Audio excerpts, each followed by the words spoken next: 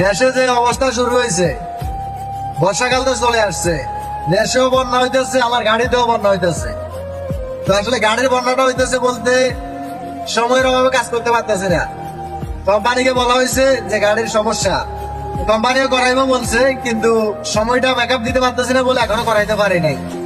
তো হয়তো দেখি অতি শীঘ্রই গাড়ির কাজ করাই দিব। তো এখন বর্তমানে যে পরিস্থিতি, মানে একবারে বিজি, আমার অবস্থা খারাপ, পুরা গাড়িতে পানি পড়ে, কাপড় চোপড় সব তো শেষ, বিজি।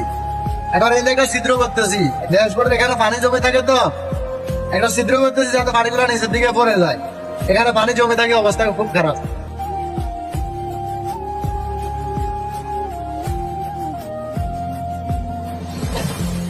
কাজ শেষ, এখন হাত ধোবো। ভাবছিলাম কি হাত ধোয়ার লাগে আমি বাইরে যাবো, আরে না, আমার গাড়িতে দেওয়ার ব্যবস্থা আছে।